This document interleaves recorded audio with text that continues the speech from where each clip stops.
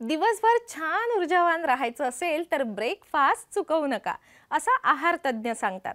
रात्रभर केलेला उपवास सोडणं म्हणजेच ब्रेकफास्ट करणं. अनेक जण ब्रेकफास्टची सुरुवातच पाण्याने करतात. सकाळी उपाशीपोटी पाणी प्यायल्याने पोट साफ होतं असं म्हटलं जातं. मग कोणी सकाळी उठल्यानंतर कोमट पाणी पितं, कोणी साधं पाणी पितं, कोणी लिंबाचं पाणी पितं, तर कोणी मध आणि लिंबू घातलेलं पाणी पितं. पण तुम्हाला माहिती आहे का, सकाळी उपाशीपोटी पाणी पिणं म्हणजे कधीही पाणी पिणं असा त्याचा अर्थ होत नाही.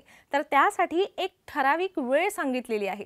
ही वेळ म्हणजे पहाटे साधारण 4:15 ते 5:15 हा कालावधी. याचं कारण काय, तर आहार तज्ज्ञ सांगतात पाणी हे शरीराला हवेपेक्षा पचायला जड असतं आणि पहाटेच्या वेळी शरीराचं तापमान वाढलेलं असतं आणि बाहेर गारवा असतो. त्यामुळे त्या वेळेत प्यायलेलं पाणी शरीराला सहज पचतं. परंतु एकदा का सूर्योदय झाला की त्यानंतर बाहेरचं तापमान वाढतं आणि शरीरातलं तापमान कमी होतं.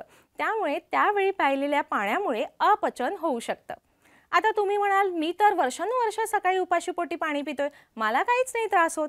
कारण तुमच्या शरीराला त्या ठराविक वेळेची सवय झालेली असते.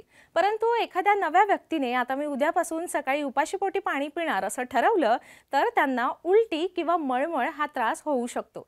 हाच त्रास टाळण्यासाठी पहाटे 4:15 ते 4:15 या काळात पाणी प्यावं.